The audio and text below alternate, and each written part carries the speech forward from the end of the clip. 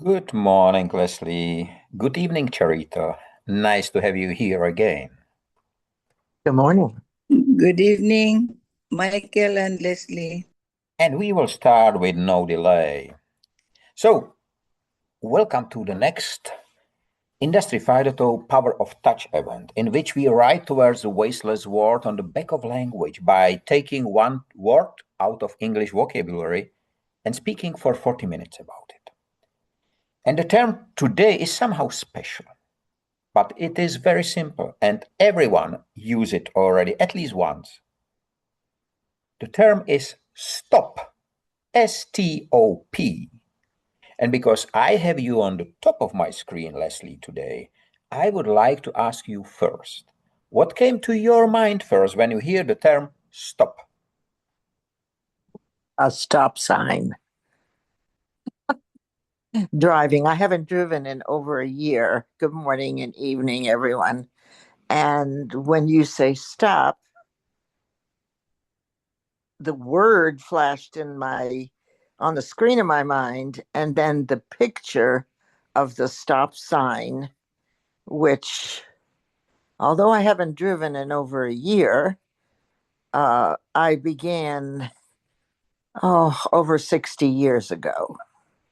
So, having driven that long, and I got my license when I was 18, so um, I've known that stop sign that many times.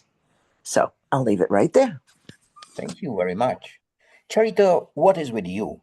When I said the term stop, what came first to your mind, please? Well, yeah, I said good evening a while ago to Leslie and Michael. Okay, when you say stop, I would like to joke and I'll stop talking. I won't answer you. You cease acting on something, on emotion.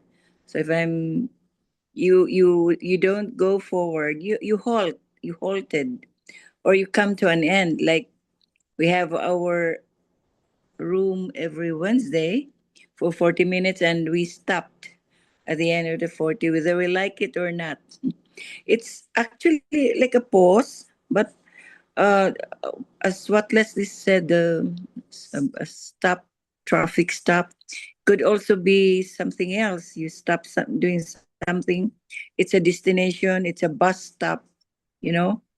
When you have a sentence, you stop, a punctuation mark is a stop also. I think that's about it. Back to you, Michael. Thank you very much.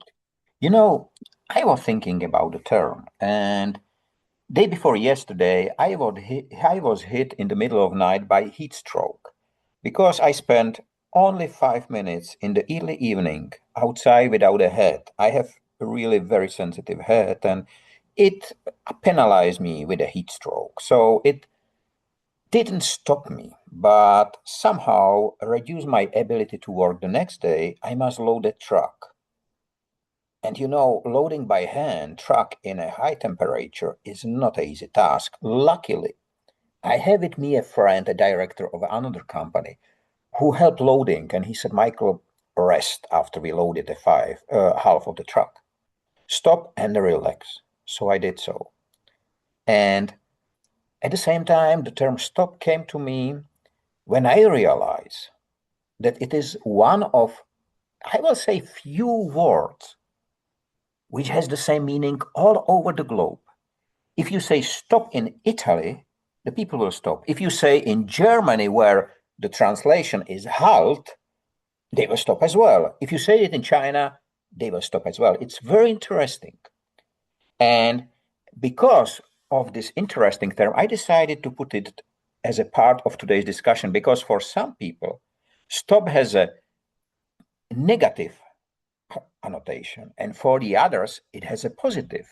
And coming back to you, Leslie, to the sign stop, do you see it as a positive or as a negative sign to use the term stop?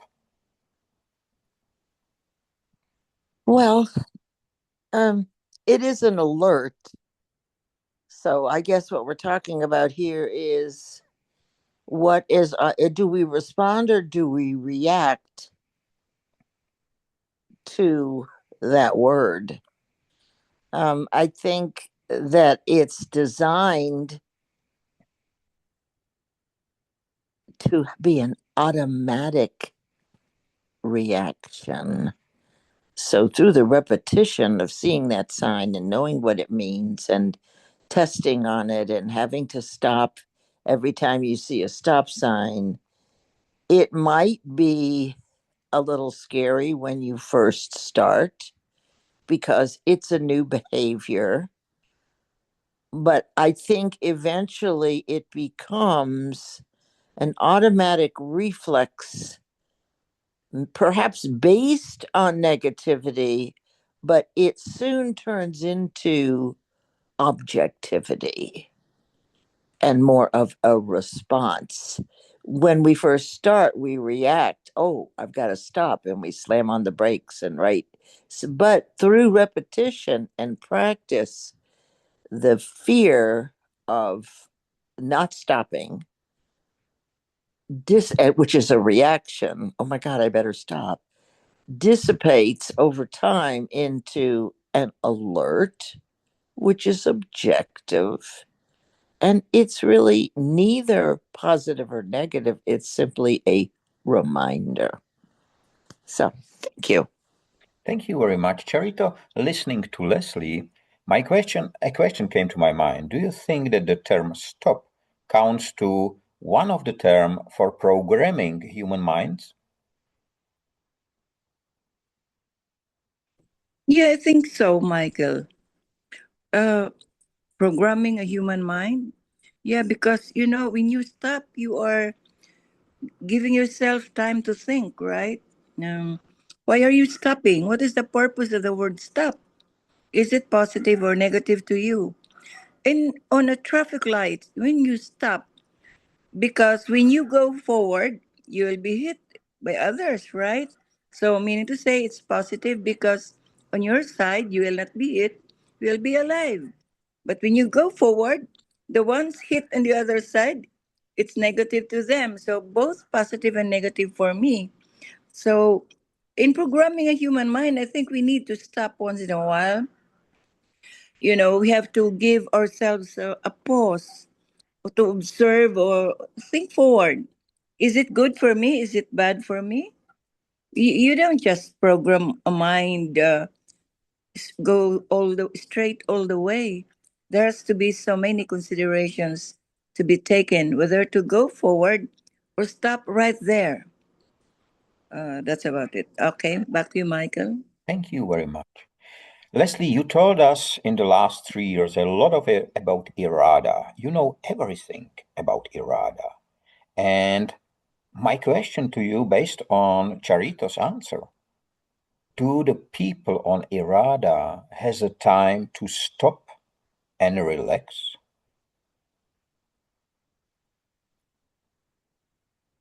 Oh, that's an interesting question. Yes, absolutely. Um, Errata is about kindness and love,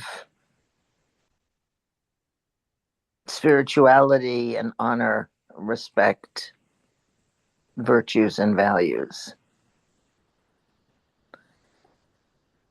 And the people on Errata appreciate the pause and the reflection. So I've stepped away a little bit from your question, but they do take time because that is part of their values, right? To spend time with family. Now, sometimes the time they take, everything they do pretty much is spiritual, but they also have family events and community events like anyone else does. So I would say they do. They do because it's part of their culture. I hope that answers your question. It does. And of course, arise the next question for Charito. Charito, do you think that the term stop wakes up in people the ability to think, or it is more feeling of switching off because I have to stop. And sometimes it making them angry. Yeah. Wow, what that question, Michael. You know, the word stop did not start just right now. Even when we were young, we were told to stop doing something negative for us, right? Even those years are formative years where we have yet to understand the meaning of what we're doing outside of us. But our minds were still young and fresh, you know. We need the teachings from our parents and around us. So we were brought, that's what you said a while ago, programming. It's sort of, in my opinion, that we were programmed to do things positively and go forward. When there are things that are negative, we stop. Then we go, when you ask that at this point, when we are already adults, I don't think it would really matter that much because people like our age have learned so much and they know better. Why is it a stop? Why you have to stop? And how will you stop it? But if you say that, yes, there are many feelings that it's going to be individual. When others got tired of that programming, whether we like it or not, since young, sort of, in my own opinion, that we were programmed to do positive and things like this. So right at this moment, it would be a varied reactions, Michael. For me, I will look at the word stop. It depending on why I was asked to stop. Then I'll use my head to analyze it and maybe probably do something about it. Whether I'll stop or I'll go forward. Back to you, Michael.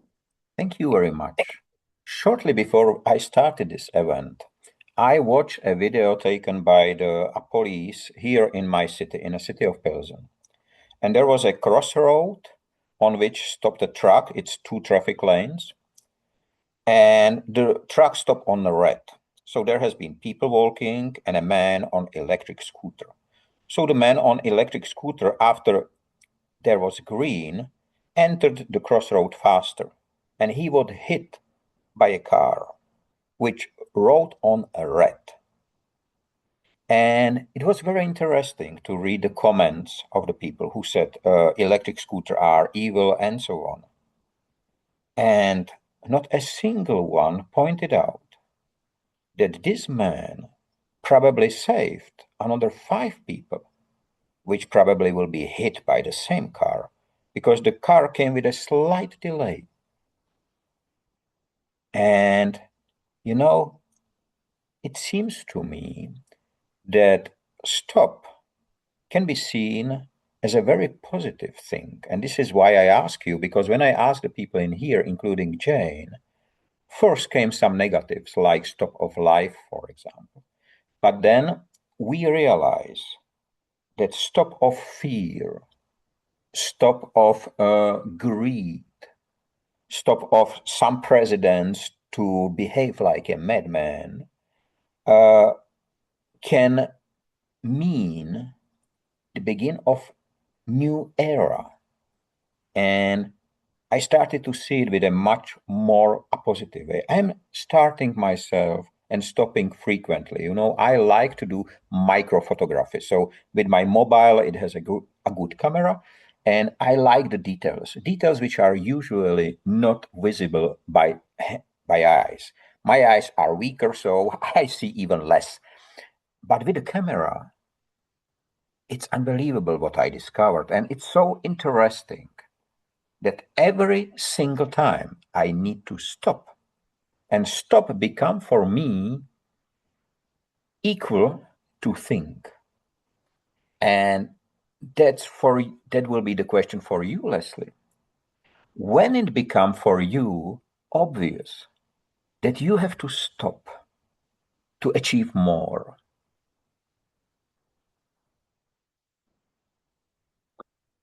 Obvious.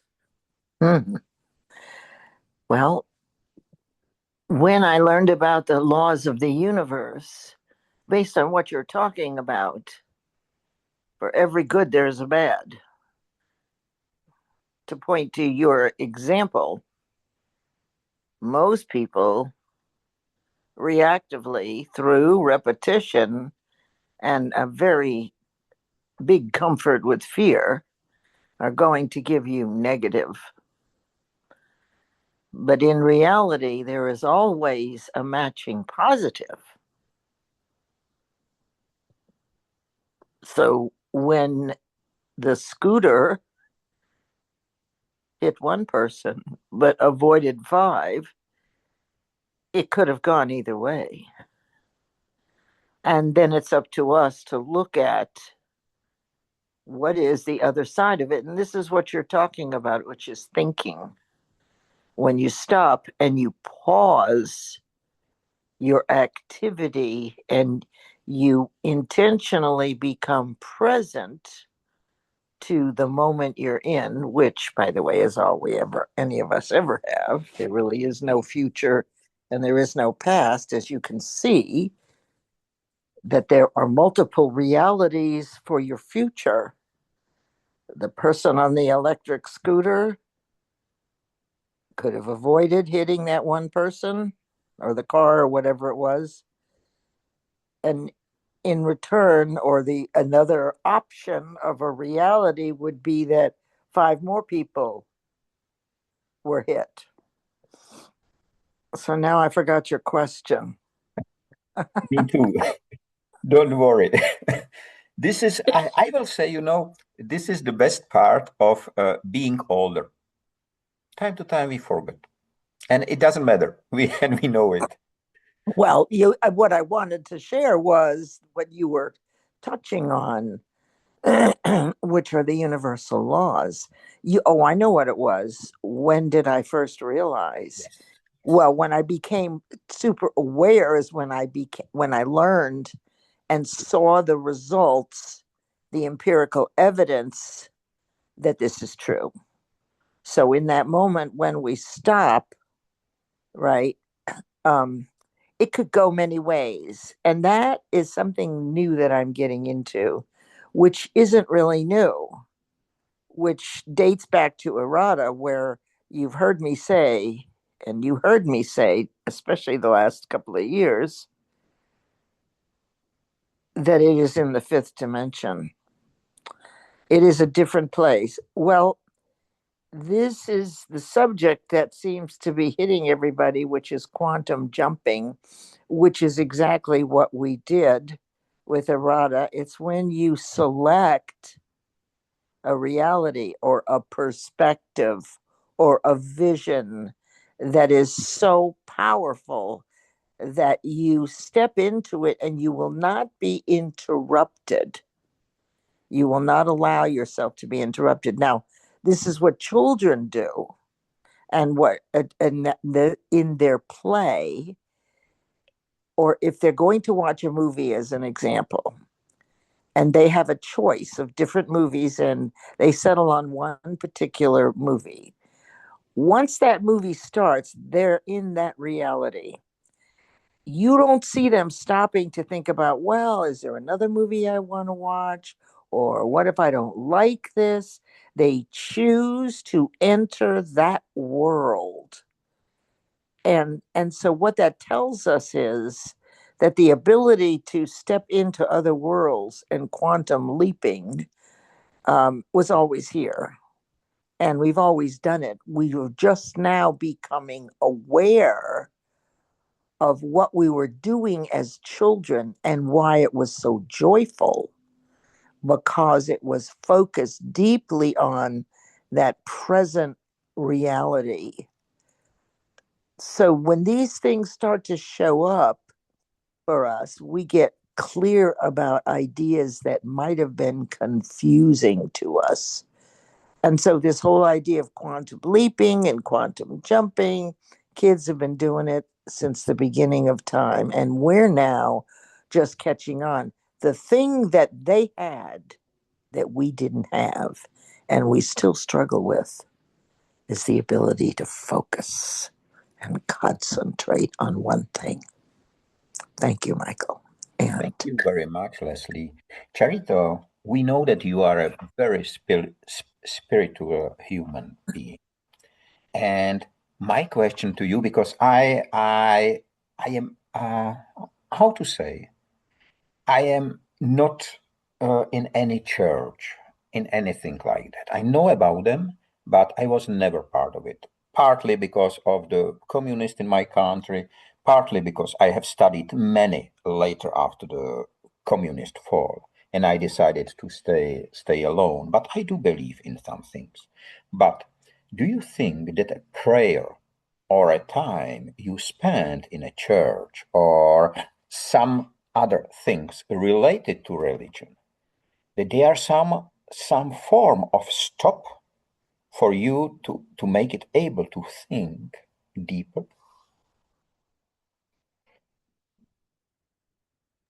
I did not get your question, Michael. What do you mean So stop? Stop the people there who are no. praying? I mean, stop from everyday rush.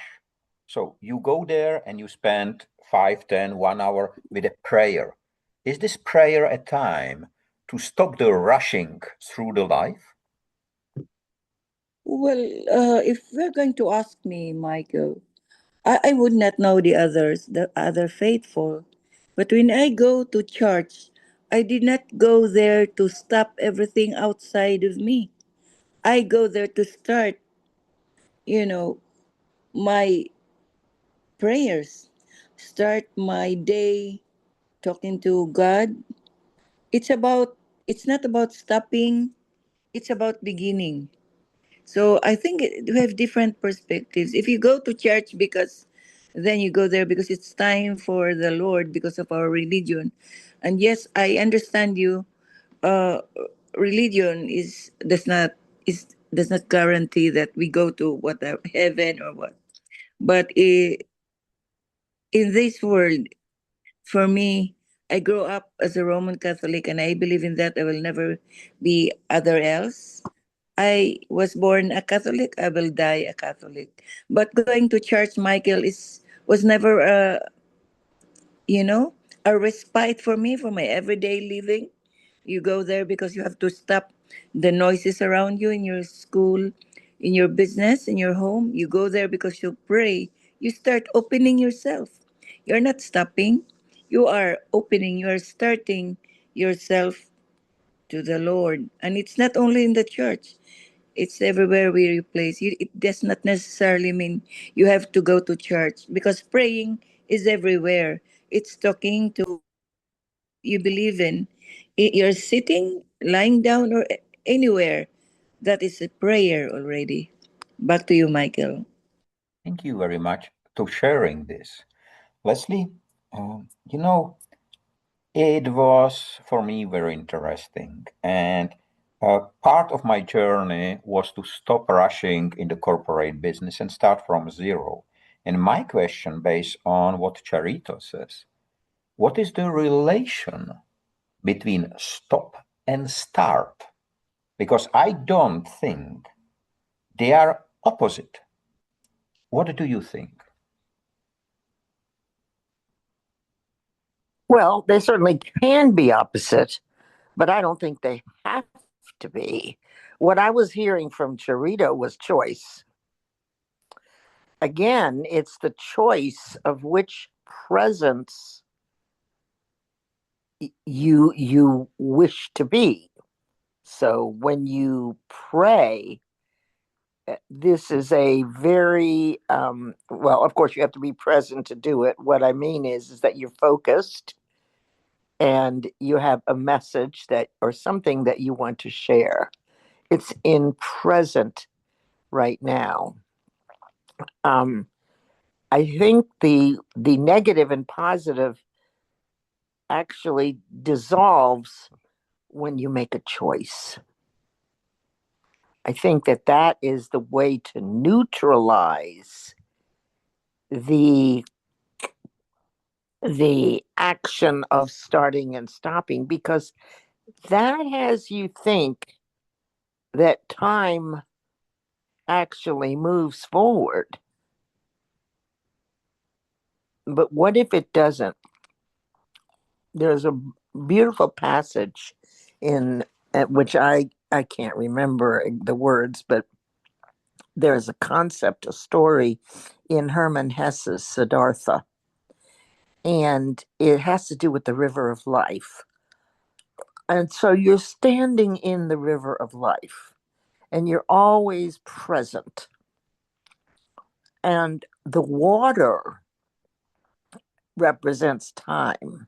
So it appears to come from the past through you and into the future. And that is so.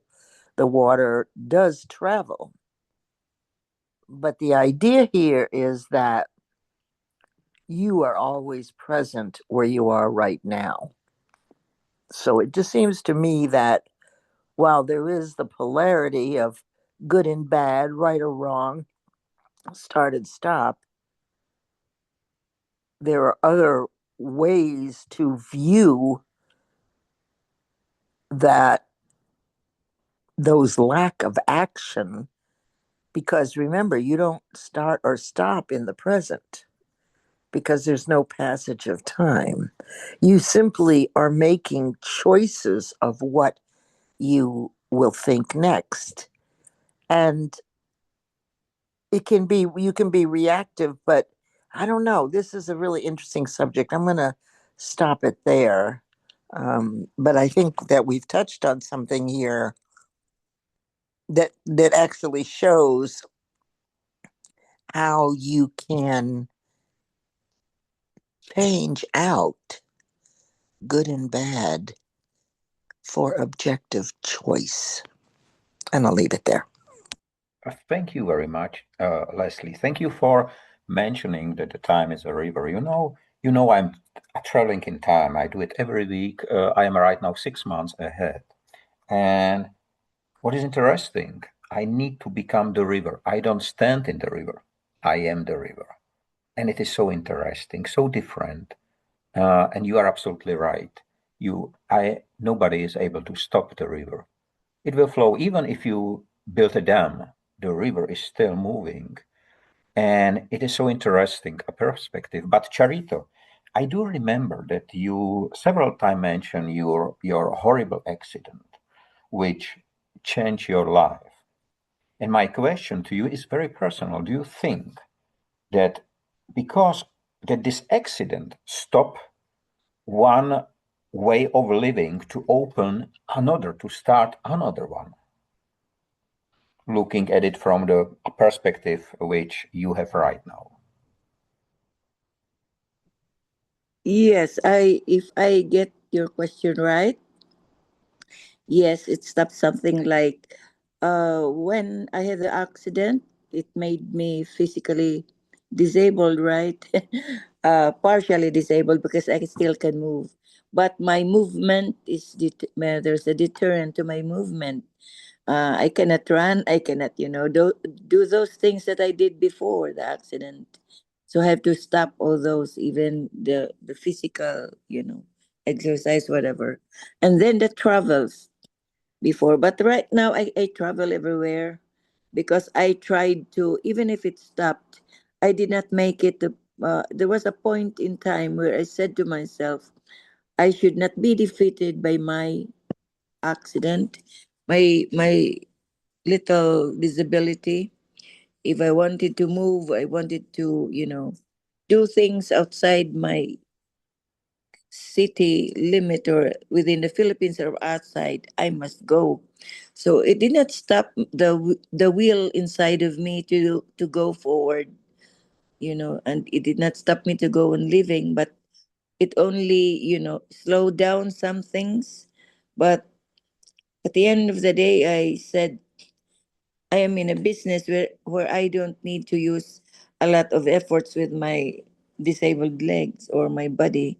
I need more what my mind can do. It's more on my mouth. It's talking, deals on the table, at the table. My travels will be done with car and all that. So yes, it stopped somehow, but eh, not stopped totally. It only derailed, but then I went forward. It shows me another direction. It's like going to another place with different streets. And this street I cannot go with my current physical,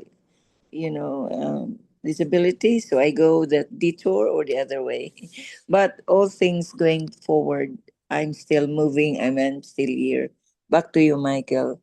I am so happy that you are here because only so you can join for 3 years already, or even more, every Wednesday, the Wasteless Word Talks, because writing on the back of language and building Wasteless Word is not for you just a term or a promise or anything else. You do it. Same as Leslie. And Leslie, at the sorry, at the beginning you mentioned the pendulum. And my question to you, does the pendulum ever stop? Because even if it changed the direction, the stop is a matter of milliseconds before it moves again. And what I do not know, because I'm not a physician, whether there is a moment of stop and changing the direction, or if it is just moving. Do you know more about this topic? Well, again, I think it could be either way. Because even on the upward climb, is it a smooth climb or is it a start and stop? I think that you could look at it either way. That there is a momentary, but is it really a stop or is it a transition to another direction, which would mean that it really isn't stopping? So I think in that instance, you know, there is no stop in the universe. I mean, there is no real moment of stop. There is a moment of shifting choices, shifting thoughts, but we are putting a particular meaning to the word stop. And I wouldn't be surprised if for all of us who drive cars, it didn't start there. Now, of course, yes, our parents told us to stop doing that, right? And so we were familiar with the impact of not stopping, which actually breeds some fear, some reactive fear in our bodies, so that we know if we misbehave, there might be a negative, a smack, a punishment, or whatever if we don't do it. So it was born out of fear, but I'm not sure that that particular meaning or that label still fits. So I was listening to Charito, and I went through the same thing last year when I had an ocular stroke and lost the vision in my right eye. And I just finished, actually, on June 9th, the book will be released. I'm part of an anthology. We are more than our diagnoses. And all the writers have diagnoses of ADHD, PTSD, more serious things. Excuse me. And what I wrote about, because I don't really have any diagnoses, but what I wrote about was what I was thinking when this happened and how I diagnosed myself, what was happening in 4 different ways, and everyone was wrong.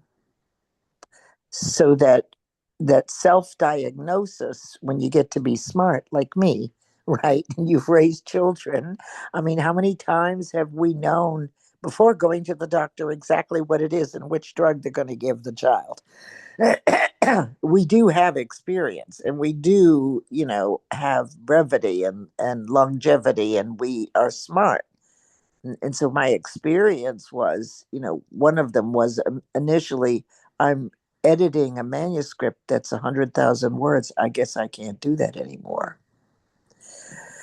So that was the first wrong diagnosis, because I went and sat down, and I didn't spend a lot of time worrying, but I just kept moving and making different choices, as Charito was talking about, pivoting to different things, not stopping, but continuing to move, but taking different roads.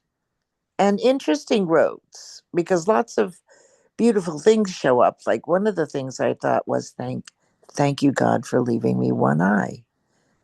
Right? So I never was resentful or why me or a victim, because I was so grateful that I could still see. And when I sat down at the desk, of course, I was able to do the work. Of course, there was some changes, and I haven't driven in over a year. And I have everything to get my driver's license. And there's something in me that says, why are you in a hurry to drive? Right? Because everybody's carting me around, and I'm just loving that. And I don't go that many places. So, do I really want to get my license again? So I'll leave it there because I know we're running out of time. Thank you. Thank you very much, Leslie. You are right. We have 4 minutes left. And it is interesting that you mentioned the driving. My father lost his driving license last week. He is 84. He didn't have a single accident in more than 65 years, the time he is driving. But his doctor says that he is losing partly his eyesight. And what was so interesting for me, that everyone, without a single test, sitting with him in the car or any other form of moving vehicle, was decided simply take him the driving license away. For my parents, it's very difficult. My mother has a driving license, but she didn't drive for 50 years. So it will not be safe to put her behind the driving wheel. But I find a solution. It's a small electric covered car with 3 wheels, which can go maximum 24 kilometers per hour, which is about 18 miles. I'm not sure about it. And they can drive it both. And I was there when they tested.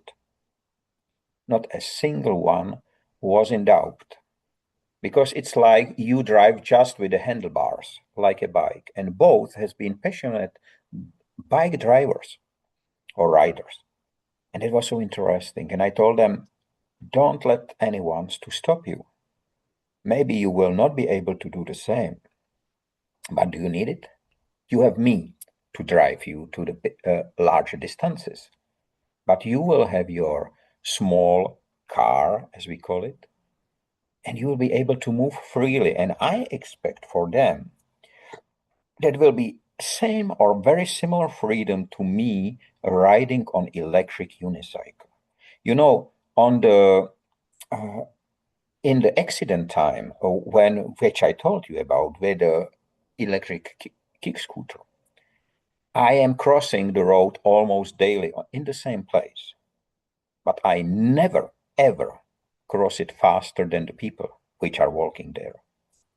So I will probably not be. And I looked twice or 3 times in both directions, despite the fact that no car should come from other direction, because I'm very careful. And I will stop the other people to walk when there will be a danger.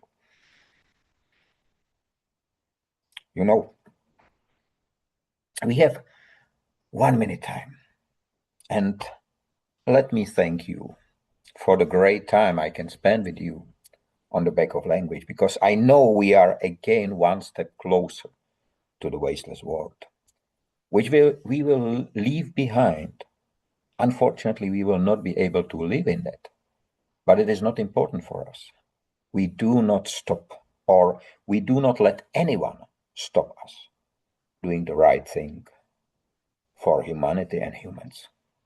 So thank you very much. Have a nice time, free of waste and wasting in all its forms. Stay safe, be free, be human, and don't let any giant to stop you in what you are doing. Thank you, Michael. Thank you, Michael. Bye-bye. Thank you, Leslie. You too, Charito. Oh. Nice.